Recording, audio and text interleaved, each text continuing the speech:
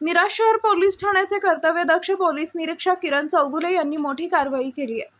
सतर्कता बाळगत मिरजेत 1400 किलो गोमांस, 5 मोठ्या गायी, 32 वासरं, त्यापैकी प्रकारे 24 गोवंश आणि 8 म्हैशी आणि 4 चाकी टेम्पो असा 5 लाखांचा मुद्देमाल जप्त करण्यात आला आहे, अशी माहिती मिरजेचे पोलीस उपअधीक्षक प्रणील गिल्डा यांनी दिली आहे।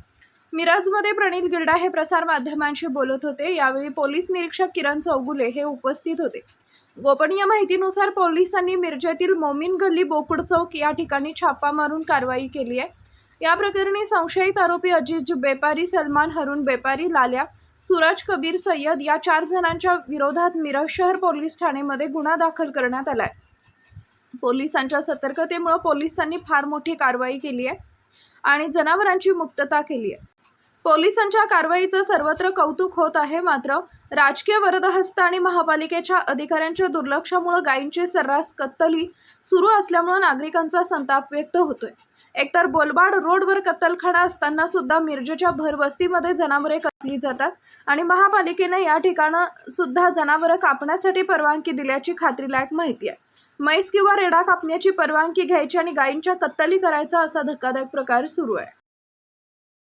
मी Pranil Gilda, sub divisional police officer Miraj विभाग। आमच्याकडे मिरज शहर पोलीस स्टेशन येथे एक गुन्हा आज आम्ही नोंद केलेला आहे। गुन्हा रजिस्टर क्रमांक 216/2026, ज्यामध्ये भारतीय न्याय संहिता कलम 325 तसेच महाराष्ट्र प्राणी अधिनियम 1976चे कलम 5(1), 2, 5(ब), 5(क), 9 तसेच प्राण्यांचा छळ प्रतिबंध अधिनियम चे कलम 11 यानुसार आम्ही हा गुन्हा दाखल केलेला आहे। यामध्ये मिरज शहरचे पोलीस निरीक्षक श्री किरण चौगुले साहेब आणि त्यांच्या पथकाला अशी माहिती मिळाली होती की मिरजमधील मोमीन गल्ली बोकुड चौक या ठिकाणी काही जनावरं हे कत्तल करण्याच्या उद्देशाने क्रूरतेने तिथे बांधून ठेवलेली आहेत। त्यामध्ये तात्काळ खातरजमा करून कारवाई केली असता आम्हाला त्या ठिकाणाहून साधारण 1400 किलोग्राम गोमांस, त्यासोबतच 5 मोठ्या गायी आणि 32 वासरं मिळालेली आहेत।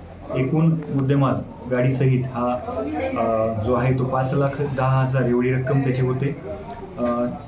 सदर घटनेच्या अनुषंगाने गुन्हा दाखल करण्यात आलेला आहे आणि पुढील तपास मिरज शहर पोलीस स्टेशन करत आहे।